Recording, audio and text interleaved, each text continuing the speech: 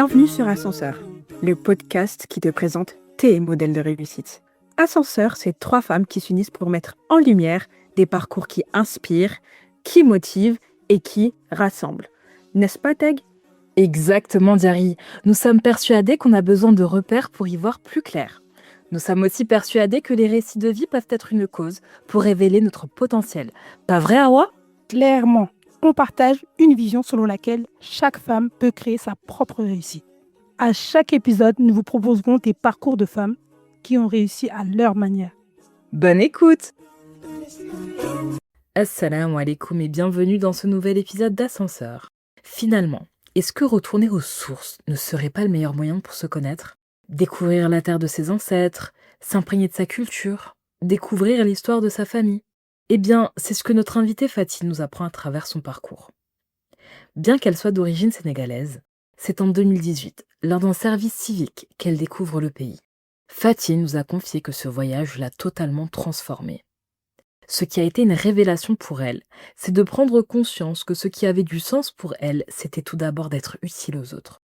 Dans cet épisode, vous découvrirez le parcours d'une femme engagée au parcours très inspirant, tant par sa débrouillardise que par son altruisme. Allez, alors, on prend tout un temps. On inspire profondément. Let's go. Non mais j'ai pas les mots. Merci pour ça. MDR. Voilà, parlez à votre goût.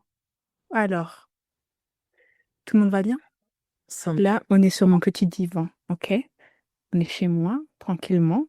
On va boire un peu de ataï et manger des gâteaux. Ok? Salam alaikum wa rahmatullah. J'espère que vous allez toutes bien. Fatih, heureuse de te revoir et de te compter parmi nous aujourd'hui. Alaykoum salam. Merci beaucoup pour l'invitation. Je suis ravie aussi d'être là. Alors, Fatih, très rapidement, est-ce que tu pourrais te présenter, s'il te plaît? Alors, très rapidement, je m'appelle Fatih, j'ai 30 ans, je viens des Vosges et je vis actuellement à Nantes. Et dernière info, je travaille au sein d'une asso de lutte contre les violences sexistes et sexuelles. Et on fait aussi de l'orientation des victimes et en fait, on taffe auprès des jeunes publics. Voilà, les grandes lignes de ce que je fais. Merci pour cette présentation, Fatih.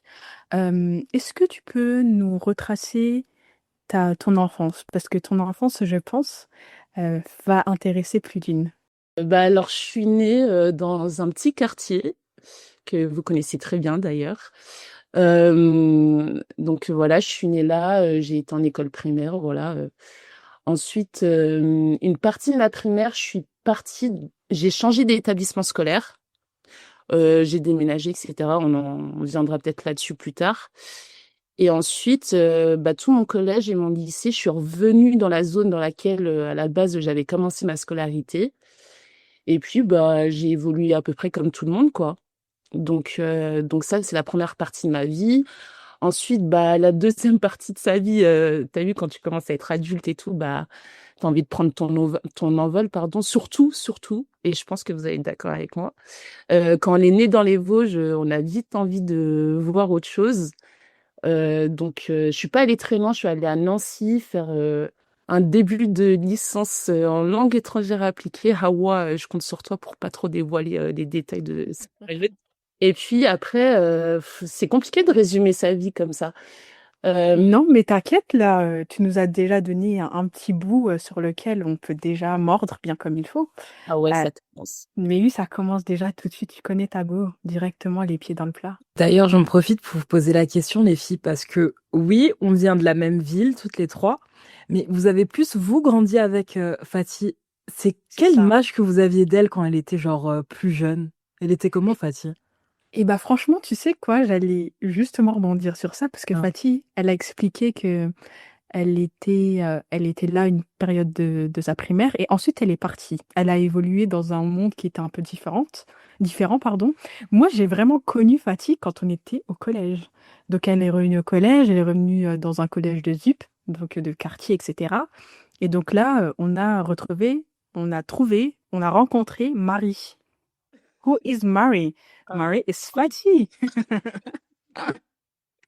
J'étais pas prête. Marie, bah écoutez, c'est moi en vrai. Je pense que ça peut même s'entendre aujourd'hui. Mais tu as totalement raison en fait. Quand je suis partie, et pourtant, alors je précise quand même, je suis pas partie pour un drame ou quoi que ce soit. Vraiment, je suis partie dans de très bonnes conditions et je suis restée dans la même ville. C'est juste que, comme tu as très bien expliqué, Zari, euh, quand je suis partie du quartier, je suis arrivée dans un établissement scolaire privé, catho. Honnêtement, ma nièce et moi, on était les premières noires de cette école. Donc voilà, je vous laisse imaginer tout ce que ça peut engendrer derrière. Et que ça soit au niveau de mes fréquentations, etc., bah, je les avais totalement changées. Donc quand je suis revenue au collège, bah, j'avais une personnalité, je sais pas trop comment écrire ça, mais j'étais la francisée, voilà, on va parler français. Et c'est pour cette raison que j'ai été surnommée Marie. Mais en vrai, est-ce que c'est mal? Là, c'est vraiment une question que je pose à vous trois, mais aussi aux auditrices. Est-ce que c'est mal d'être francisé? Qu'est-ce qu'on met derrière le terme francisé?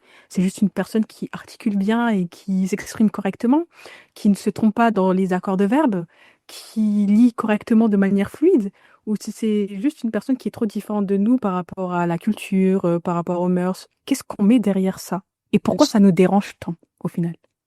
J'aime trop ta question. Ah, elle est super intéressante. Ouais. Bah, je vous laisse pour répondre, donner votre avis et après moi du coup je donnerai mon ressenti parce qu'en vrai il a évolué au fil du temps. Donc j'aimerais bien avoir vos avis là-dessus. Bah alors, moi je pense que être francisé, c'est pas un trait de caractère à proprement dit. Je pense que quand on dit qu'une personne est francisée, c'est qu'elle sait s'adapter aux codes en fait qui sont là, genre en France et tout, genre la société et tout, mais genre très facilement. Et quand je dis elle sait s'adapter, c'est vraiment tout, même au niveau des références et tout. Genre tu disais que voilà, ça me fait rigoler, vas-y. Parce que voilà, au niveau des références et tout, quand tu es dans un certain environnement, bah, à un certain âge, tu vas un peu aimer la tectonique, bébé brune. Par contre, Mais c'est j'ai envie tellement de dire facile ça, pardon, non non, bébé Bruce. bébé brune, j'ai jamais adhéré, je préfère le préciser quand même. Mais c'était délire, Fatih. Vas-y. Franchement, je te colle, c'est dans son starter pack, en fait. C'est ouf. Non, mais je pense vraiment, c'est vraiment cette capacité d'adaptation, en fait. C'est que finalement, tu es vraiment là entre les deux cultures et tout. Mais quand il s'agit de t'adapter, on va dire, à tes amis white, tes white friends, eh ben, tu arrives à le faire super bien. C'est une partie de toi, quoi. Je vois ce que tu veux dire. Allez, Hawa. J'ai trop peur de la vie d'Hawa.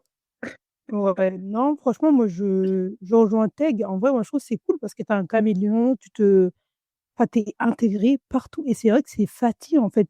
Je trouve ça un peu dommage, enfin, que ça un peu péjoratif en mode, tu peux être, comment je peux dire ça? Tu peux être refoulé d'une partie, enfin, d'un côté. Après, Fatih, tu me diras ton avis. Peut-être que toi, tu t'es peut-être senti parfois pas à l'aise avec certaines personnes. Mais moi, pour moi, je trouve ça super cool et à la fois un peu dommage de ranger les gens dans une catégorie en mode si tu es bien éduqué, si tu sais bien lire, tu as un vocabulaire assez enrichi, qu'on te catégorise, bah non, en fait, il y a énormément de gens issus de quartiers, d'endroits, on va dire, de ZEP qui s'expriment hyper bien, qui gèrent le français Molière très propre. Et en fait, comme tout le monde, que tu sois noir ou blanc, en fait, c'est pas parce que tu es noir ou blanc, que tu es dans un quartier que forcément, il y a les clichés en mode wesh wesh. Moi, je suis pas du tout d'accord avec ça, en tout cas. Bah franchement, vous avez totalement résumé mon avis, donc je vais pas tout répéter. Mais là où je vous rejoins, c'est que ça a quand même une connotation négative, pardon. Et moi, je vais pas mentir, quand je suis arrivée au collège, même si j'étais trop contente de vous retrouver, de retrouver mes potes, mes vrais codes finalement, bah en fait, je l'ai un peu mal vécu parce que je comprenais pas pourquoi c'était limite, comment dire, c'était de la vanne, mais en même temps, tu sens que c'est un peu rabaissant parce que je me disais, mais attends, pourquoi on me considère comme francisé entre guillemets alors qu'on est tous nés entre deux montagnes dans les Vosges, donc en fait français on l'est tous, même si voilà ça sous-entend plein d'autres choses derrière, mais en vrai, je me disais, mais comment ça? Parce que je parle bien, parce que j'arrive à traîner avec telle ou telle personnalité ou tel type de personne, du coup, je suis vue comme francisée. Ça veut dire qu'en fait, on se rabaisse nous-mêmes parce qu'on vient d'un certain milieu, parce qu'on a une certaine culture, parce qu'on a une certaine religion, etc. Et donc, ça, c'est en grandissant que je l'ai compris. Mais c'est vrai que les premières années où on m'assimilait à une francisée, entre guillemets, je le vivais mal parce que je savais que comment dire, dans les propos des personnes qui me tenaient ça, justement comme propos, bah, je savais que c'était pour abaisser. Et je me disais, mais c'est dommage. Parce que toi aussi, tu t'exprimes bien, parce que toi, enfin, tu vois ce que je veux dire? Donc, en vrai, ça résume ce que vous avez dit juste avant. Et voilà, maintenant, aujourd'hui, j'ai pas du tout ce même avis parce que, en fait, comme tu as très bien expliqué, Hawa, on peut tous bien s'exprimer. C'est pas parce qu'on vient de tel ou tel milieu ou tel rang social qu'on n'est pas en capacité, voilà, de bien s'exprimer, d'être carré sur soi, etc., etc. Et là, aujourd'hui, à 30 ans, est-ce que tu gardes toujours comment dire, la petite période de ta vie où tu as eu le petit basculement dans un collège, pardon, une école primaire, qu'avec des blancs autour de toi, etc. Et toutes les choses positives comme négatives qui ont pu t'apporter, est-ce que tu l'as toujours conservé? Est-ce que tu conserves toujours ces codes? Parce qu'au final, une fois la primaire terminée, t'es beaucoup plus resté dans notre univers, nous, entre le basket, le quartier, etc. Et j'ai envie de savoir, c'est quelque chose qui est là, qui est greffé en toi, ou bien non, tu as réussi, entre guillemets, pas réussi, mais est-ce que tu t'en es défait? Ouais. Bah, honnêtement, non. Et je trouve même que c'est une richesse de fou. Parce que aujourd'hui, bah, comme vous avez très bien expliqué, moi, je me sens à l'aise avec plein de types de personnes différentes. En vrai, après, bon, j'ai un trait de ma personnalité, j'aime trop les gens. En fait, j'aime trop aimer, en fait, tu vois. Et en vrai, non, je trouve que c'est plutôt une richesse parce que effectivement, j'ai passé plus de temps euh, au collège, au lycée, avec des gens qui me ressemblaient, avec les mêmes codes, avec les mêmes délires, etc. Mais en fait, nous-mêmes, on fréquentait d'autres personnes qui ressemblaient aux personnes que moi je fréquentais en primaire. Donc au final, on a grandi dans une mixité de fous. Et je pense que il y a beaucoup de personnes qui sont dans cette situation, mais je trouve que nous, c'est assez particulier parce que déjà, tu nous inscris dans un décor qui est les Vosges. Je sais pas si tu te rends compte. Tu vois, déjà, déjà, on parle des Vosges, l'Est de la France, enfin, et tout ce que ça engendre derrière, tout ce que ça sous-entend derrière. Avec nous, nos traditions, nos cultures, nos codes, parce que nos parents, bah, eux, bah, à la maison, tu sais, on a bénéficié d'une multiculture, si je peux le dire comme ça. Donc au final, non, c'est une richesse. Même si aujourd'hui, voilà, quand tu me posais la question, je te dis qu'au début, je l'ai mal vécu, mais au final, je suis trop contente. Je me dis, ça me sert trop aujourd'hui. Ouais, c'est grave une richesse. Enfin, moi, Paty, je te rejoins tout à fait, dans le sens où, ouais, déjà, il y a beaucoup de personnes qui ne connaissent pas la région Grand Est. Tu leur dis, tu connais Grand Est, c'est en France, hein, ils sont grave choqués. Ils vont te dire Lille, c'est le plus proche, je suis en mode Lille, ça n'a rien à voir. Mais je te rejoins, c'est grave une richesse et on a eu l'opportunité de grandir dans des grands espaces. C'est Mm. ça que j'ai trouvé génial, nous, en tout cas, entre nous. Et effectivement, Diary pourra le confirmer, on avait quand même des gens à côté, enfin, on traînait avec différentes personnes, limite, on avait différents groupes. Et je trouve que aujourd'hui, c'est une grosse force. Ça nous permet de nous intégrer dans différents décors, dans différents milieux. Et c'est un gros atout, que ce soit personnellement, professionnellement. Non, mais grave. Moi, ce que je voulais savoir aussi, Fatih, c'est donc, tu vas au collège, au lycée, et qu'est-ce qui se passe après au niveau de ton parcours? Alors, qu'est-ce qui se passe? Bah, je vais à la fac, à Nancy, comme je disais. Et t'as pas voulu qu'Awa, elle dise quelque chose? Moi, je veux savoir, Awa, Fatih, elle était comment à la fin? Qui s'est passé quoi, là? Non, mais t'inquiète, tu peux me demander à moi directement. Non, elle, là, je l'ai vu, en grosso modo, je l'ai vue la première semaine, je ne l'ai plus jamais revue. On était arrivés déterminés. Et je crois, on faisait une ligne d'amphithéâtre, hein. On était arrivés déter. Je crois la deuxième semaine, j'étais toute seule à la fac. Non, c'est des trop C'est tristes. Mais trop... on ne parle jamais de ça.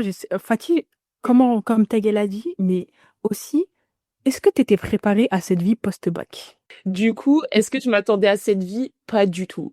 En fait, je vais pas mentir, après le bac, c'était mon passeport. Voilà. Je voulais aller dans une grosse ville. Ok, je voulais faire des études. Bon, à la base, je voulais faire un BTS commerce international. Voilà, il y avait très peu de place. Mes résultats n'étaient pas ouf. Et au final, je suis arrivée à la fac de lettres. Et fac de lettres, c'est pas juste des rumeurs pour de vrai. Si t'as pas assez de déter, bah comme n'importe quelle étude d'ailleurs, mais si t'as pas assez de déter, c'est trop facile de se défaire de la vie d'étudiant. Et donc il y a ça. Donc j'étais pas ultra convaincue par ce que je faisais, même si finalement ça me convenait quand même, parce que à la base, pour répondre à ta question, Teg, moi les langues étrangères, c'est mon kiff. Tu vois, parce que dans mon esprit, en fait, il fallait absolument que je sois polyglotte pour absolument pouvoir voyager, avoir des métiers, même en dehors de la France, etc. Mais ouais, en fait, et puis j'avais le rêve américain, voilà, donc je suis passée par là. Je voulais absolument faire de l'anglais, etc. Bref.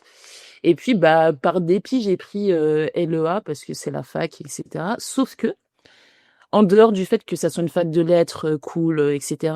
Ben en fait, il fallait que je taffe. J'avais pas de bourse. En fait, la première année, j'avais juste, comment dire, j'avais une centaine d'euros par mois. Parce que même si j'ai une grande famille, je reste la dernière de ma mère. Et donc, bah, quand je suis partie, il y avait aucune raison, d'après le Crous, que je puisse bénéficier de plus que 100 balles par mois. 170 balles par mois. Donc, ça m'a vite motivée à m'assumer. Au début, je faisais pas mal d'allers-retours, etc. Bon, c'est pas exceptionnel, hein. Il y a 1 heure de train entre notre ville et Nancy, mais en fait, ça a vite été intenable. Et donc, moi, j'ai tout fait pour trouver un taf. Donc, j'ai trouvé un taf étudiant. J'ai taffé chez Subway. Bon, si on a le temps, etc., on pourra parler de cette période-là, mais voilà, je referme ma parenthèse. Donc, j'ai taffé chez Subway. Et puis, Zari, t'as des choses à dire? Je te vois. Ok. Bah attends, je termine. Et donc, après Subway, bah, j'ai enchaîné plein de petites choses, en fait. Quelques années plus tard, donc je suis pas allée au bout de ma licence, voilà, sans surprise. Je suis revenue dans les Vosges. J'ai fait quelques tafs par-ci, par-là. Et puis, bah, un jour, j'ai décidé de partir. Avant que tu nous parles de cet élément central de ta vie et Ouais. comment, au final, et je pense qu'on en parlera après, et j'ai pas envie de spoiler, mais revenons à cette étape-là où tu as travaillé au Subway. J'ai une ou peut-être deux questions. À quel moment tu t'es dit que euh, avoir de l'argent et mettre de côté ta vie étudiante était plus important? Genre, ok, c'est pas grave si je mets de côté les études et je me consacre corps et âme au taf et avoir de l'argent. Est-ce qu'à un moment, tu t'es dit, je vais revenir dans le monde étudiant, je vais reprendre mes études, ou tu t'es dit, ah non, c'est mort. Et s'il te plaît, tu peux raconter l'exploitation, l'esclavagisme Ouais, et c'est pour comment mettre... Non, mais s'il te plaît, il faut que tu mettes, il faut que tu expliques aux gens qu'ils ne doivent pas subir ça. Je vais d'abord répondre à ta deuxième question, qui est en lien avec mon job étudiant. En gros, ce qui s'est passé, bah, t'as clairement tout dit, hein. Zari, en fait, j'ai clairement été exploitée. Je faisais bien plus d'heures que prévu à la base, et c'est pour cette raison que j'avais accepté ce taf-là. À la base, mon emploi du temps, il devait être en accord avec mon planning d'étudiante.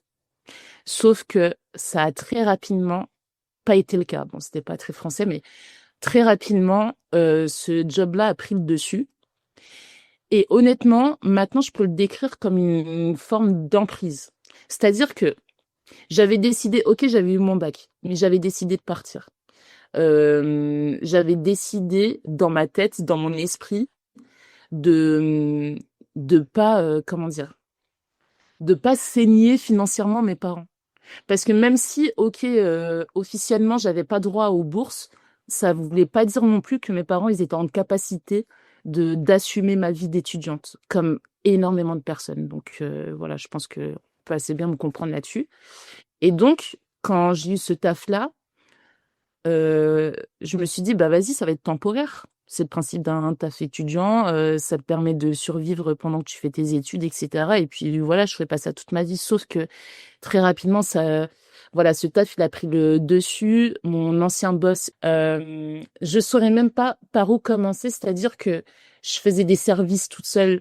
Je fermais ce restaurant toute seule, donc j'étais en insécurité totale. Je me faisais mal parler, etc. Et en fait, ce qui a fait que je ne suis pas partie, c'est que j'avais peur de mon patron. En fait, il ne cessait de me dire qu'il connaissait tout le monde, tous les restaurateurs, etc. De Nancy. Ça, c'est une petite ville, mine de rien, donc moi, je l'ai cru. En plus, pour de vrai, ce qui a fait que je suis restée vraiment très longtemps dans ce bourbier, c'est que moi, je les voyais passer, des patrons. En fait, pour de vrai, de temps à autre, bah, mon boss, il se ramenait avec un patron d'un resto à côté. Donc, évidemment, je le croyais.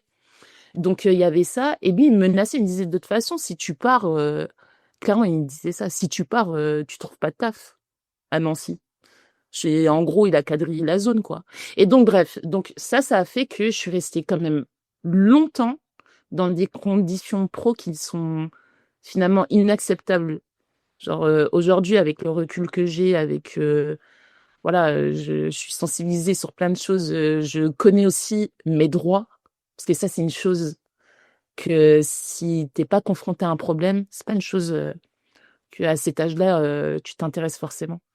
Enfin, je vais pas nier ça à cet âge-là, mais en tout cas, moi, à titre perso, tant que j'avais pas de problème, j'avais pas de raison d'aller trouver des solutions à des problèmes que j'avais pas encore. Donc, j'avais pas conscience de mes droits, j'avais pas conscience de ce que je pouvais faire, j'avais pas conscience que finalement, il avait beau me dire ce qu'il voulait, mais en fait, c'était pas vrai. Et au final, voilà, ça a été un trauma. Et finalement, comment je suis partie? Bah, parce que je suis partie, parce que je tenais plus. Enfin, il y a une fois, j'étais au taf. Et en fait, mon ancien patron, il était souvent alcoolisé. Donc, ce jour-là, il arrive et tout. C'était un dimanche, je m'en rappelle. Et en fait, il m'embrouille. Donc, il m'embrouille. Bref, il me prend la tête et tout. Je le calcule pas comme d'hab. Tu sais, en plus, c'est fou comment psychologiquement t'es prêt surtout quand il s'agit de ton argent, t'es prêt à accepter beaucoup de choses et à passer outre beaucoup de choses. Donc, il me parle mal, etc. Et en fait, à un moment, il m'embrouille, mais vraiment violemment. Et là, il y a un client qui est là, qui essaye de s'interposer. Il s'en prend au client. Et en fait, à un moment, il me fait tellement peur que c'est limite, on en vient aux mains. Et je me suis barrée là-dessus. Je suis partie comme ça. J'ai fait un abandon de poste. Je pense que bah, j'ai fait comme un burn-out au final. Parce que bah, Xavi et Hawa, de toute façon, vous avez été témoins de ça. Donc voilà. Et donc, la leçon à tirer de tout ça, parce que j'imagine que malheureusement, il y a vraiment beaucoup de personnes qui sont dans cette situation-là, qui ont peur de quitter leur job, etc. Pour plein de raisons, surtout en ce moment. Enfin, voilà, on sait qu'il y a plein de gens qui sont en galère. Mais en fait, il y a vraiment des choses qui sont inacceptables et que vous devez pas laisser passer. Alors maintenant, c'est très facile de ma part de le dire comme ça une fois que j'en suis sortie, etc. Mais mais voilà, c'est une des leçons que j'ai tirées. Et c'est très bizarre ce que je vais dire parce que mine de rien, cette expérience, elle m'a permis quand même de me connaître, de connaître mes limites et euh, et de plus me retrouver dans ce genre de situation, quoi. L'entendre de nouveau, ça me fait replonger 10 ans en arrière. Et c'est dingue. Je sais pas, je me souviens plus quelle était ma réaction à l'époque-là, mais je pense que je devais être choquée. Et je le suis encore plus maintenant. Et comme tu l'as très bien dit, aujourd'hui encore, bah, les étudiants, ils peuvent se mettre dans ce genre de situation. Et même pas que les étudiants, tu te dis qu'il y en a qui ont, qui ont 10, 15, 20 ans d'expérience. Ils sont toujours dans ce genre et bah, comment dire, bah, d'exploitation, ouais, d'emprise. Et tu vois, je repense à une anecdote de mon oncle. Et je pense que c'est le cas aussi de plein de nos papas qui étaient à l'époque dans les entreprises dans les Vosges comment ils se faisaient insulter, des insultes racistes à l'époque. Et ils allaient continuer à travailler parce qu'il fallait avoir de l'argent, tu vois. Et aujourd'hui, est-ce qu'on accepterait ça? Non. Et à toutes les auditrices, étudiantes ou pas, et qui sont dans des situations qui burn out, où vous faites maltraiter, on ne vous respecte pas.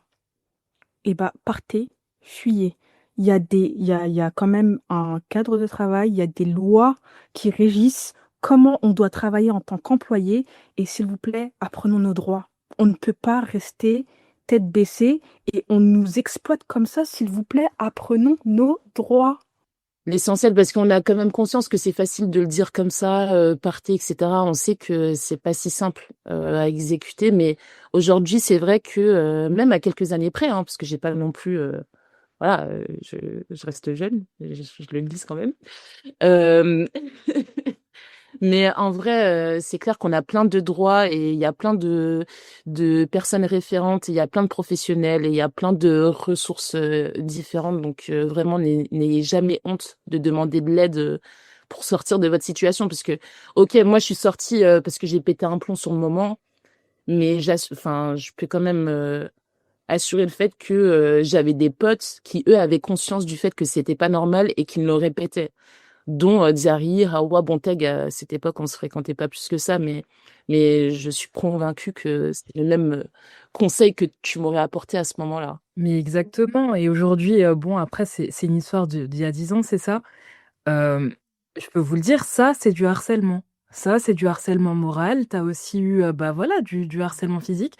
Euh, et aujourd'hui, en fait, ce qui est bien, entre guillemets, c'est que les entreprises, elles sont plus alertes sur ces sujets-là et qu'elles demandent justement aux salariés de dire quand il y a des comportements qui sont inappropriés. Et là, je refais un message aux auditrices et tout, comme dit Harry. Genre, il faut pas se taire parce qu'il s'agit de vous et de votre santé. Et que juste se dire que oui, cet emploi-là, il est stable, je vais pas trouver mieux ailleurs, c'est pas un motif, en fait, pour vous casser, genre vraiment pour vous casser la vie, parce que ça peut avoir des répercussions de ouf et on le sait, surtout aujourd'hui dans une ère où on est un peu plus sensible à tout ce qui est la santé mentale. Je pense que Fatih, à ce moment-là, bah, ça a dû être très dur pour toi et heureusement, t'étais entourée, tu vois. Je pense qu'aujourd'hui, il y a des personnes qui vivent ce genre de situation, qui restent dans le coin, dans leur coin parce qu'elles ont peut-être peur de communiquer à ce sujet-là, peur de perdre leur emploi, peur de se sentir jugées, en fait, quelquefois par leurs proches. Donc, franchement, Hawa, alors, t'entends mal? c'est ouf. Oui, avant, on t'écoute. Je disais, je pense qu'il y a une emprise et une précarité. Tu vois, là, quand tu étais étudiante, je suppose que tu avais, des charges, tu avais un appartement, mais en réalité, les gens, pourquoi ils restent? Parce que tu n'as pas le choix. Demain, si tu ne peux pas payer ton loyer, tu fais comment? Tu as peur d'être expulsé, d'avoir des dettes. En vrai, ça, c'est le problème de quasiment tous les Français, même aujourd'hui, hein, des gens qui ont des CDI, etc., qui restent dans leur taf parce que ils n'ont pas le choix. Donc, au final, tu acceptes tout, hein, qu'on te fasse de la violence, qu'on te maltraite, parce que les patrons, ils savent qu'ils ont un certain pouvoir et ils vont se dire, mais en fait, quoi que je fasse, quoi que je dise, t'as pas le choix, en fait, de rester. Donc, tais-toi et c'est moi qui décide. Donc, en réalité, c'est hyper difficile. Et je comprends. Après, ah ouais, je pense que ça, c'est quelque chose que les patrons, en fait, ils font, genre, profiter de la situation, te mettre ce Mm. genre d'idée dans la tête, genre, ils le font, mais d'un côté, je pense qu'en tant que personne, c'est aussi à soi de se dire que, bon, ok, maintenant, je suis dans l'emprise, je suis dedans et tout, mais c'est à moi de faire le premier pas, c'est à moi de faire en sorte de sortir aussi de cette situation-là, tu vois. Tu peux te détacher et tout ça, tu vois, ça demande un travail énorme, mais on peut pas seulement se dire que, ouais, c'est parce que je suis stable ici qu'il faut que je reste, tu vois. Ça, c'est un truc, moi, je n'accepte pas. Je n'accepte pas. Ouais. Je vois vraiment ce que vous voulez dire, mais c'est aussi lié, au-delà de la précarité, à un problème de confiance. Enfin, tu vois, euh, en fait, de se dire, ok, je suis capable de tout laisser tomber, de tout recommencer, de prendre le risque de s'endetter, de mal dormir, etc. Parce qu'en fait, quand t'es endetté, vas-y, ça impacte toute ta vie finalement, même psychologiquement. Et en vrai, au-delà du courage, entre guillemets, même si, voilà, je trouve qu'il n'est pas forcément approprié dans ce genre de situation, en fait, c'est avoir la capacité de voir clair. C'est-à-dire que, tu vois, moi, au final, ok, je suis partie parce que je tenais plus. C'est mon corps, en fait, qui est parti. Mais, et ça m'a permis de comprendre que, ah ouais, en fait, je peux partir, ça me met pas dans la merde. Au final, j'ai trouvé des solutions, etc. J'ai des gens qui me soutiennent. Ok, tu galères un peu, on va pas se mentir, tu galères le temps de retrouver une situation, etc. Donc, c'est important d'être entouré. Mais en fait, il y a vraiment beaucoup, beaucoup de choses qui rentrent en compte. Et je voulais aussi relever la honte. Parce qu'en vrai, la honte, moi perso, je l'avais. J'avais honte, je me disais, mais attends, il y a pire comme taf. Donc moi, je vais me plaindre. Je vais me plaindre, ok, c'est chiant, la restauration, machin, tout le monde galère. Mais en fait, je peux pas me plaindre de ma situation parce que j'ai un appartement, parce que j'arrive quand même à avoir des beaux moments parce que je sors, etc. Je suis entourée. J'ai un taf, ok, il me saoule, mais en attendant, il me permet de remplir mon frigo sans quémander auprès de mes parents. Donc en fait, tu vois, il y a vraiment un mélange de beaucoup, beaucoup de choses. Et la clé, c'est donc déjà connaître sa valeur, avoir un minimum d'estime de soi-même, avoir confiance en ses capacités et surtout être entouré. Et à ce moment-là, toi, l'école, tu l'occultes ou tu te dis je vais reprendre ça après? Franchement, c'était le cadet de mes soucis à ce moment-là. Honnêtement, vu que initialement, c'était pas la filière enfin, c'était pas le cursus scolaire que je voulais. Donc, Euh, voilà, je voulais rester scolarisée parce que bah voilà, je voulais pas être partie pour rien, à me retrouver dans un taf que j'aime pas, etc. Donc, mais à ce moment-là, là, quand j'ai quitté mon taf, mais c'était même pas envisageable pour moi. J'avais pas l'espace dans mon esprit pour ne serait-ce l'envisager, tu vois, c'était pas possible. Donc à ce moment-là, en fait, ce qui s'est passé, j'ai même un flou pour vous dire, je sais, j'ai même pas de notion du temps. Je sais pas combien de temps réellement il s'est passé entre le moment où je suis partie de ce taf-là et le moment où bah, j'ai réessayé à me prendre en main entre guillemets. Et mais j'ai pas tilté tout de suite. Et pour moi, c'était pas envisageable en fait les cours à ce moment-là, pas du tout. Franchement, j'espère que tout le monde a bien entendu cette expérience parce que pour moi, elle me laisse encore un peu très alerte. Fatih, j'ai une question à te poser. Vas-y. Euh, J'essaie de retrouver la date dans ma tête. 2017-2018. 2007 ou 2018? 2018. 2018. Comment tu décrirais la Fatih de 2018? Waouh. Mais toi, tu poses des questions deep, hein. 2018, j'ai été plusieurs personnes, hein. En vrai, franchement, j'ai été plusieurs personnes. Parce que ce qui s'est passé en 2018, c'est que je suis partie faire un service civique au Sénégal, à Dakar. Et donc, bon, je l'ai pas précisé au début, mais je suis d'origine sénégalaise et j'y étais jamais allée avant. En vrai, j'avais déjà la vingtaine d'années. J'y étais jamais allée avant. Et donc, je suis partie faire un service civique parce que je voulais absolument en vrai, je voulais absolument partir et avoir une expérience ailleurs. Et en fait, c'est pas un hasard pour moi, mais c'est tombé sur le Sénégal, donc parfait.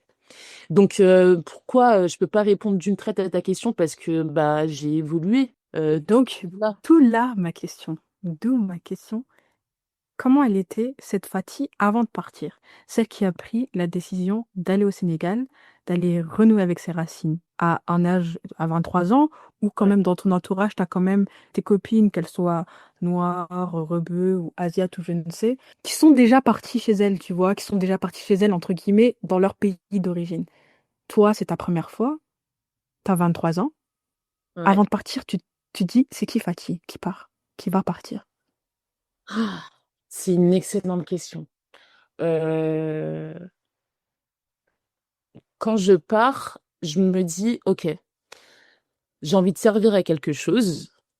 J'ai envie de faire des trucs utiles parce que j'en avais marre en fait de cumuler les tafs, etc. Je veux connaître l'autre partie de moi, que même si, enfin, tu vois, tout ce qui est culturel, traditionnel, en fait, je l'avais. Je l'avais chez moi, je l'avais autour de moi, je l'avais avec mes copines qui, elles, en plus, étaient allées plusieurs fois au pays, etc. Mais en fait, je suis partie dans des conditions assez différentes. Donc, je m'attendais pas forcément à vivre la même expérience que mes potes. Je vais revenir là-dessus, mais je suis partie avec une asso, etc., avec des gens que je connaissais pas. Enfin, donc, c'est encore peut-être différent que de partir en famille, tu vois. Mais bref, donc je suis partie avec une déterre, c'est servir à quelque chose, me connaître un peu mieux et y voir un peu plus clair sur mes ambitions, etc. Parce que honnêtement, j'étais perdue, hein. 23 ans, voilà, Ça dépend des gens, mais on pourrait se dire que 23 ans, voilà, tu as déjà tes ambitions pro, tu sais déjà à peu près ce que tu veux faire, tu es déjà même limite à la fin de tes études selon le métier que tu veux exercer, etc. Mais moi, j'étais perdue en vrai. Je savais que je voulais aider les gens, mais j'avais pas de plan concret. Ensuite, bah, je suis arrivée et en fait, c'est trop compliqué de synthétiser une expérience aussi longue, parce que je suis partie 8 mois en vrai, aussi longue et aussi intense à plein de niveaux différents, que ça soit personnel, professionnel, amicalement, au niveau de la famille, enfin voilà. Donc, Mais Fatih, est-ce que tu dirais que retourner aux sources, ça t'a permis de te retrouver? mais totalement. En fait, totalement parce que j'ai compris, c'est très bizarre ce que je vais dire, mais j'ai compris déjà plein de choses de mes parents, plein de réactions, plein de logiciels de pensée, etc. J'ai compris plein de trucs. Euh, et puis bah j'ai capté aussi d'où je venais. Enfin, c'est une dinguerie en fait de connecter avec la terre d'où tu viens de base. Alors ok, je suis née dans les Vosges, machin. Ok, mais il y a une partie de toi, tu la retrouves que quand t'es avec les tiens. Et c'est très bizarre de dire ça parce que j'étais déjà avec les miens ici. Enfin, tu vois, ma famille, mes proches, mes potes, etc. Mais c'est pas pareil, c'est encore une autre dimension. Surtout que j'ai appris à connaître. C'est bizarre, mais avant d'y être allée, bah, j'avais jamais échangé avec ma famille à part en FaceTime, quoi. Ouais, je pense que c'est très difficile à expliquer, mais on comprend en tout cas l'impact que ça a eu dans ta vie. Et toi, concrètement, tu peux nous expliquer euh, à travers quoi tu as pu te retrouver, tes activités pro? Qu'est-ce que tu faisais concrètement là-bas? Parce que si je peux me permettre d'un point de vue subjectif de diary, on est en 2018, moi je vois une fatigue qui part, mais qui sait pas où elle est, qui se cherche, t'es en pleine quête au final de toi. Exactement. T'arrives à un tournant de ta vie, t'étais retourné en plus à Saint-Denis, on bossait ensemble, etc. Un besoin d'aller chercher quelque chose, de chercher une pièce manquante, ou d'aller trouver la clé de ton, de ta, du fond de ta personne. Moi, c'est ce que je voyais à l'époque-là. Et quand tu es revenu, et après avec ce que tu as fait, que j'ai pas envie de spoiler, je me rends compte que, ouais, ce que Teg elle a posé comme question, donc finalement, rentrer chez soi, ça peut aider. Bah, clairement, parce que je suis revenue en ayant un projet, en ayant changé, etc. Mais alors, question par question, du coup, qu'est-ce que je faisais là-bas? Bah, je taffais dans une asso. En fait, c'était une maison de jour. Je tiens à dire que ceux qui étaient à la tête de cet assaut et qui tenaient cette maison étaient eux-mêmes sénégalais, franco-sénégalais. Donc voilà, bref. Et en gros, donc on faisait un accueil de jour et on était en banlieue dakaroise. Donc en vrai, comment dire, on faisait un suivi éducatif entre guillemets, social et médical en fait, des talibés. Donc, talibé, je vais expliquer très rapidement ce que c'est. Ce sont des enfants des rues. En gros, ce sont des enfants qui, à la base, euh, sont envoyés par leurs parents dans comment dire ça, dans des maisons, en fait, où ils sont supposés apprendre la religion, le Coran, etc., tout en étant scolarisés, en suivant un parcours scolaire, euh, j'allais dire normal, mais c'est pas du tout le bon terme, mais j'ai pas le mot. Standard. Ouais, voilà, standard. Et donc, malheureusement, enfin, beaucoup de ces enfants-là sont exploités par des adultes. Donc, finalement, on fait croire aux parents que ces enfants-là sont logés, accompagnés, nourris, scolarisés, etc. Alors qu'en fait, ils traînent dans les rues et ils mendient. Ils mendient, etc. Donc, et je parle pas de tous les enfin, tous les enfants qui vivent là-bas. Évidemment, les talibés, ils sont, voilà, très identifiables, malheureusement. Mais d'ailleurs, je me permets de rebondir parce que moi, franchement, quand j'allais au Sénégal et tout, enfin, bref, quand je vais au Sénégal et tout, ce que je pensais, c'est que les talibés, c'était seulement des orphelins. Ouais, c'est ça. Bah, moi, j'étais convaincue que c'était ça aussi. Ouais. Et en fait, une très grande partie de ces enfants ont des parents. Mhm. Ont des parents, c'est juste qu'ils vivent loin. Ils sont Mhm. pas de Dakar. Dakar, voilà, ça, c'est la capitale, c'est là où il y a du taf, il y a de la thune. Donc, il y a plein de familles qui vivent pas à Dakar. Et donc, il y a plein de ces enfants qui ont des familles Mhm. mais qui sont loin et ces familles-là font confiance à des marabouts. En fait, ou des gens qui se font passer pour marabouts. Ouais, Tu des vois. gens qui se font passer pour des guides spirituels, en gros. Exactement, exactement. Et la plupart du temps, ces enfants-là, enfin, il y a une dynamique familiale où il y a la précarité. Mm. Ouais, Et donc, tu n'arrives plus à nourrir tous tes enfants. Donc, les garçons, on les envoie dans ces madrasas-là. Il y a une autre chose, une réalité qui est triste, c'est que ces enfants-là n'existent pas. C'est exactement. ouf. Oh, purée. En état civil, ils n'existent pas. C'est des enfants, on ne sait pas qu'ils sont vivants. S'ils meurent, on ne le sait pas. Exactement. Ouais, ils sont. Bah, après, ça a peut-être évolué entre-temps, parce que là, on parle quand même Je de. regardais un documentaire, et je sais plus quand, et ça m'avait, mais ça me- C'est choquant. j'étais tellement triste parce Mm. que c'est pas forcément que le cas de ces enfants-là, il y a aussi le cas des enfants dans les villages, etc. Mais les talibés, la plupart du temps, ce sont des enfants qui n'existent pas. On ne sait pas. Ils n'ont pas Date de naissance et tout et d'acte de tout, là. naissance, etc. On n'a pas fait les démarches administratives pour les reconnaître. Et je parle de ça pas forcément qu'au Sénégal, hein, en Mauritanie, au Mhm. Mali, en Guinée, etc. Il y a certains endroits, il y a certaines madrasas, les enfants, on les voit juste physiquement. Subhanallah, c'est ouf. Oh. Exactement. Et malheureusement, enfin, ça n'excuse rien, mais c'est aussi lié à la précarité de plusieurs adultes qui, eux, ils voient un bis. Parce qu'en fait, un enfant qui mendie, il touche le cœur ou l'âme de n'importe quel adulte qui le croise. C'est-à-dire que toi, même si tu sais que tu es en train de nourrir un trafic ou un réseau ou de l'exploitation, en fait, c'est très difficile de refuser à un enfant. Donc, en fait, ils vont faire exprès de mettre des enfants. Des fois, tu as l'impression qu'ils sont ultra pauvres. Tu vois, des sapes pas appropriées, etc. Mais en fait, pas du tout. Ils ont les moyens, certains guides, on va les appeler comme ça, ils ont les moyens de vêtir correctement les enfants. Mais en fait, un enfant qui est trop bien habillé, qui mendie, en fait, l'adulte, il va pas donner. Donc en fait, c'est horrible. Et ça, je le décris là au Sénégal avec mon expérience, mais évidemment, comme tu as très bien dit, Diary, c'est pas des choses qui existent qu'au Sénégal, hein. Même chez nous, là, c'est sûr qu'il y a des enfants exploités, etc. Mais bref. Donc la mission de cette maison d'accueil était principalement de l'accompagnement pour ces enfants-là. Donc il y avait un accueil de jour, vu qu'ils n'allaient pas à l'école.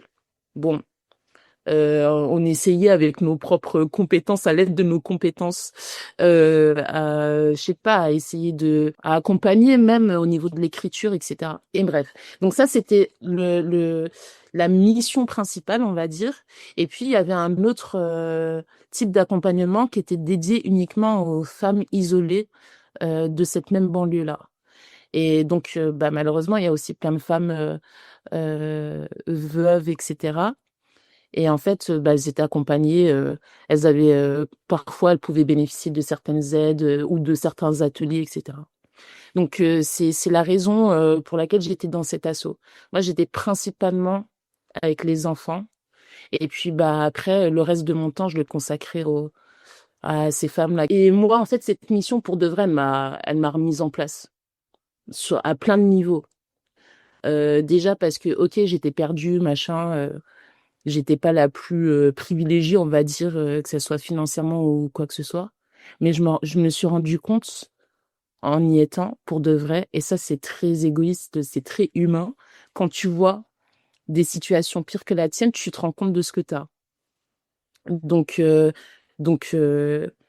en fait, je me suis rendu compte que j'étais une petite péteuse et tout. Enfin bref, que j'étais une petite capricieuse. Donc voilà. Ensuite, ça m'a recadré sur c'est quoi le but d'une vie en vrai. Enfin, c'est pas que faire de la thune, de la mala, etc. En fait, se sentir utile. Après, c'est très personnel comme ressentiment, mais je trouve que c'est le meilleur sentiment que tu peux avoir au niveau de ta vie pro. Je pense que quand tu mets ta planète ou ce que t'aimes et ce que t'es capable, t'as l'impression que tout autour de toi, t'es en train de créer ta galaxie et tout se stabilise. Et je pense que t'as senti un équilibre. Ou parce que je trouvais que lors de notre pré-entretien, t'avais dit, je sais pas si vous aussi, les filles, ça vous avait fait tilt, mais moi, je le retiens encore parce que je trouvais ça fort de pouvoir dire que toi, t'avais besoin de la validation des autres dans ce que tu fais Exact. pour te sentir bien. Et je trouve que c'est pas tout le monde qui est à l'aise, ou en tout cas ou qui est confortable avec cette idée-là. T'es pas la seule, on est plein à être comme ça. Je pense que sur une certaine partie, peut-être plus dans le monde familial, ou peut-être plus dans le monde pro, ou peut-être plus, je sais pas, en amour.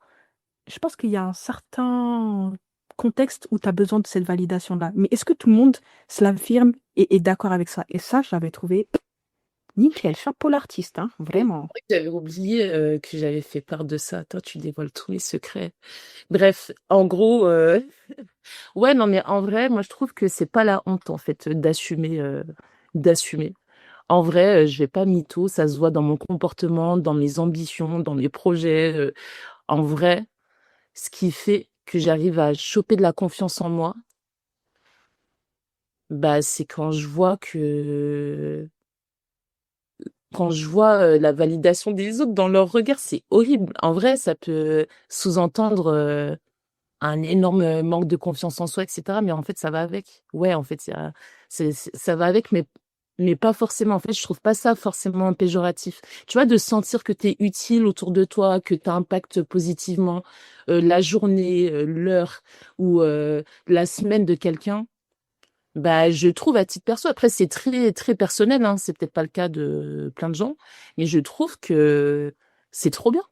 En vrai, tu comprends ton utilité, tu le fais pour les bonnes raisons, etc. Ça te permet de te sentir bien. En fait, quand tu fais une bonne œuvre, elle te sert à toi en premier, hein, généralement. Non, mais Donc, Fatih, franchement, je suis totalement d'accord avec ce que tu dis et ça me fait exactement la même chose, tu sais, genre quand j'accompagne et tout des femmes et qu'elles me disent genre, merci. Genre maintenant, je sais ce que je veux faire et tout. Ça matérialise un peu l'impact que j'ai eu sur la personne, tu vois. Et c'est tellement important. Mais je rebondis dessus et je veux savoir aujourd'hui dans ton quotidien, est-ce que tu es amené justement à peut-être aider les gens dans leur vie? Enfin, qu'est-ce que tu fais maintenant? incroyable. Alors, effectivement, aujourd'hui, bah, je travaille dans une asso de lutte contre les violences, toutes les formes de violence, voilà, qui existent. Et en fait, ce que je viens de décrire, je le ressens au quotidien. Donc, après, évidemment, avec des périodes où c'est un peu plus dur que d'autres, enfin voilà, tu vois, quand tu es dans le social, c'est mentir de dire que ça va très bien tous les jours. En fait, tu vois la vie, tu rentres dans un morceau de vie de quelqu'un, surtout au vu de la thématique sur laquelle nous on taffe. Et en fait, ça te laisse pas sans conséquences. Après, les conséquences, elles sont souvent positives parce que tu te rends compte, encore une fois, ça te permet de jauger toi ta vie. C'est horrible, mais c'est très humain en fait de se comparer aux autres, etc. Bref, donc ouais, en fait, au quotidien, moi, tout ce que je viens de décrire, je le ressens. Je me sens utile. En plus, tu vois, on est dans la lutte heureuse parce que ce que j'ai pas précisé, c'est qu'on fait de la sensibilisation principalement, beaucoup en milieu scolaire. En fait, on travaille beaucoup auprès des jeunes, donc les 15, 24, 25 ans. On est beaucoup en milieu scolaire. Et en fait, bah, ce qu'on dit souvent au sein de l'asso, c'est que nous, on intervient auprès des publics comme on aurait souhaité qu'on intervienne auprès de nous, à leur âge. Donc avec les mêmes postures, etc. Et en vrai, ouais, je peux pas rêver mieux comme taf. Et en fait, c'est parce que justement j'ai fait cette mission-là au Bled que j'ai pris conscience de ça. Je le savais déjà parce que j'ai toujours été un peu bénévole et tout. Je pense que les filles, elles en parleront mieux que moi. Mais j'ai toujours aimé connecter avec les gens, leur servir, etc. Donc le traduire aujourd'hui au niveau pro, je peux pas rêver mieux, quoi. Mais je vois trop ce que tu veux dire quand tu dis que tu étais une béné. Enfin, tu es toujours une béné. Alors, on m'a barik et c'est vraiment positif quand je dis que tu es une bénévole. Pas dans le sens négatif du terme, comme tu as dit. Et, euh, et comment? Moi, je trouve que ton taf actuel, au vu de la société et de ce qui se passe, c'est très important que vous fassiez de la sensibilisation, d'autant plus aux jeunes. On en parlait la dernière fois avec les filles. On est quand même dans une ère des réseaux sociaux fois 1000, fois 10 000, fois 1 million. Je crois qu'on en parlait, hein. Il n'y a pas peut-être plus de violence, mais on est plus exposé, j'ai l'impression. Bon, après, non, certains ont vécu les guerres, etc. Donc voilà, quand même. Ce qu'on voit sur les Non, réseaux mais c'est sociaux, abusé. Fatih, Mais c'est pas toi qui parlais de la fenêtre d'Overton? Mais laisse tomber. En fait, la fenêtre d'Overton, pour vulgariser à fond, c'est quand tu vas très loin dans un sujet ou en termes d'image, etc., pour choquer les gens et pour pouvoir par la suite proposer le même type de contenu sans que ça choque les gens. C'était pas très clair, mais Si, voilà. rendre de plus en plus banal des choses qu'il y a quelques années, ça ne l'aurait été pas. Et Exactement, là, que ce soit des propos, des images, etc. je trouve qu'on est en plein dedans. Et d'autant plus, je trouve que vous touchez quoi? Collège, lycée? En termes de Ouais, sensibilisation? en vrai, principalement lycée, enseignement supérieur. Après, on fait aussi tout l'écosystème des jeunes, donc ça peut être éducateur spécialisé, ça peut être équipe pédagogique, bref, tous les adultes qui sont en lien avec des jeunes. Pareil, coach sportif, enfin voilà. Mm. Mais c'est vrai qu'on est principalement en lycée, enseignement supérieur, fin de collège, quatrième, troisième. Et dans tout type d'établissement, je tiens quand même à le préciser, que ça soit des lycées privés, publics, en centre-ville, en banlieue, en campagne, enfin voilà, on fait tout type d'établissement. Et le constat, un des constats qu'on a, c'est en fait, moi je suis un peu, comment dire, vu que j'échange quasiment au quotidien avec ces jeunes-là, ben moi j'ai pas vraiment le même avis. Je trouve qu'on arrive sur des générations qui sont de plus en plus sensibilisées. Parce qu'en vrai, je le perçois dans nos échanges. Alors effectivement, Mhm. on est plus exposé à la violence qu'avant, bah, avec les réseaux, etc. C'est des choses qui sont assez récentes quand même. Donc de voir autant d'images, etc. C'est pas normal pour l'esprit humain. Enfin ça c'est vraiment ma théorie perso.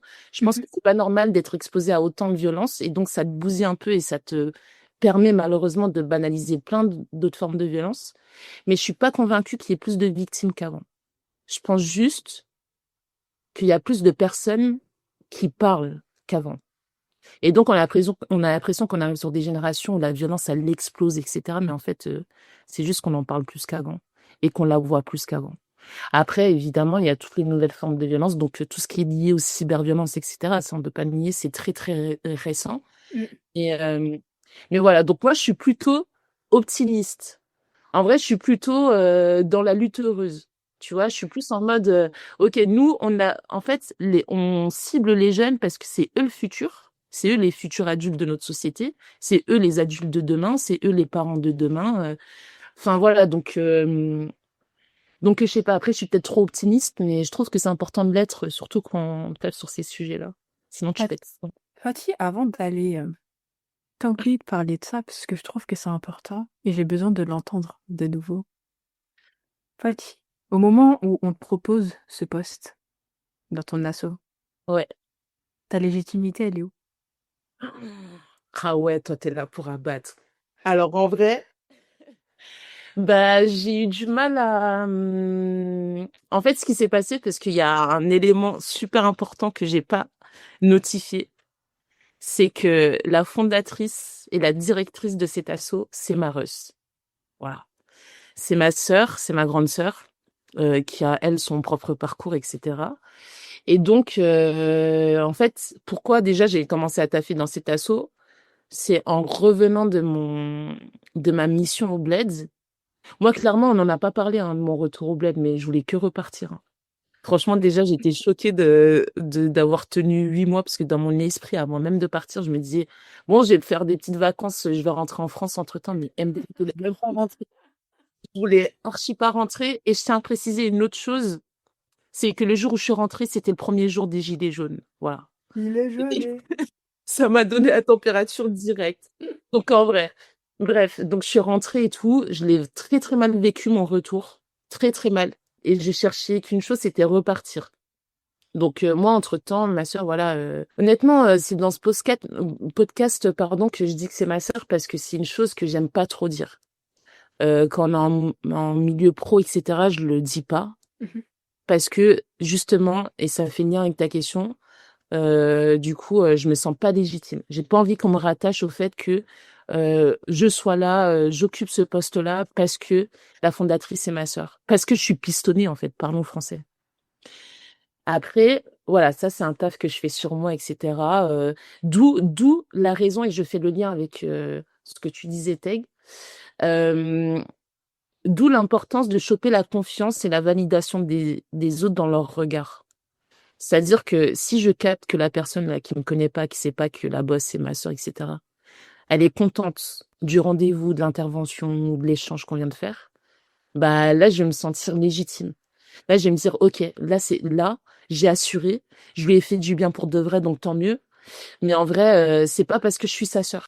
Je suis une inconnue pour beaucoup de personnes, mais je voulais profiter de ce podcast pour dire que vous avez de la valeur, que vous soyez pistonné ou pas, peu importe le job que vous occupez, tant que vous pouvez y respecter vos limites, vos ambitions, vos envies, vos besoins, etc. Soyez fiers. Vraiment, n'ayez jamais honte d'être la fille de, la sœur de, la nièce de. En fait, si vous avez été choisi par ce membre de votre entourage, c'est pour des raisons. Et en vrai, moi, c'est ce que ma sœur me dit tout le temps. Voilà, moi, ma sœur, elle me l'a beaucoup répété. Elle m'a dit, écoute, on a une grande famille, j'ai plein de frères et sœurs. On a une grande famille, on a plein de frères et sœurs talentueux, mais c'est pas n'importe qui que j'ai embauché avec moi. Donc, c'est que tu es légitime et que tu es en capacité de faire. Mhm. Et tu le fais bien. Mhm. Et voilà. Donc, moi, il faut encore que je l'assimile. Mais vu que j'en ai conscience, surtout pour les autres, je me permets quand même de vous le dire, les sœurs, en tout cas, qui écoutent ce podcast, vous êtes légitimes, quoi. Merci beaucoup. Merci beaucoup. Parce que en plus, ça permet même de déconstruire un truc. Le chemin du travail ne doit pas être toujours, ça doit toujours pas être un long chemin difficile avec plein de combats et d'obstacles. Parfois, pour certaines personnes, ça peut être très droit et linéaire. Et il faut l'accepter que certaines personnes autour de nous, elles s'atteignent dans des hauts postes, elles arrivent, elles vont droit, elles sont fondatrices de certaines assos. Et elles sont comme nous, en fait. C'est vrai que on est noir, on est musulmane, certaines sont voilées, certaines viennent de quartiers et c'est pas le cas de tout le monde, encore une fois. Et des fois, ça peut aller tout droit. Il faut l'accepter, il faut s'en réjouir. On a besoin de voir ce genre d'expérience, d'histoire, pour le normaliser. Et pour se dire aussi que ça peut être possible pour les autres. Peut-être pas pour moi, mais ça l'est pour les autres. Exactement. Et si vous avez des gens inspirants autour de vous, bah, t'as fait avec eux. En vrai. Ouais, bah c'est pour ça que t'es là. Exactement. Et d'ailleurs, pour rebondir, Fatih, tu parles de personnes inspirantes. C'est qui les personnes qui t'inspirent dans ton quotidien? Mais tous les jours, tu croises des personnes inspirantes. Moi, en vrai, voilà, je vais la jouer un peu philosophe, mais je vous jure que je le pense. En vrai, quasiment tous les jours, je rencontre des gens qui ont vécu des dingueries. Bon, c'est principalement des femmes ou des jeunes femmes ou des jeunes filles, des adolescentes. Et en vrai, de voir leur résilience à surpasser, à voir même parce que en vrai, ça fait 5 ans que je fais staff. Donc il y a des gens que j'ai rencontrés il y a 3, 4 ans que je vois évoluer aujourd'hui et que je trouve ultra inspirant parce que je me dis ah ouais toi avec tout ce qu'on t'a mis entre les pattes là pendant tout ton parcours, pendant ton adolescence, sachant que c'est la période où tu te construis le plus, tu as réussi à en arriver là, donc moi ça m'inspire. Voilà, je suis désolée, j'ai pas de réponse. Non, mais moi j'ai une question complémentaire. C'est que ces 5 dernières années, si tu dois dire une ou deux personnes qui t'ont impacté dans la femme que tu es aujourd'hui dans ta construction, une ou deux personnes, tu dirais qui? Vas-y, ça va pas être original, mais je suis désolée, c'est ma sœur. Je travaille au quotidien avec elle. Franchement, j'ai parlé très très peu Mhm, de l'ampleur de nos actions mhm. et de son parcours. C'est pas à moi de narrer son parcours. Vous aurez l'occasion, peut-être, Inch'Allah. Inch'Allah, de l'écouter, le raconter elle-même. Mais ouais, en fait, je suis désolée, au quotidien, c'est ma sœur. Là, surtout sur ces 5 dernières années, voilà, après, il y a les réponses bateau, ma mère, etc., mes potes, Mhm. etc. Mais ma sœur, c'est un truc de fou. Parce que elle m'a appris à évoluer sur plein de points différents. Alors, ok, professionnellement, parce qu'elle m'a clairement formée, hein.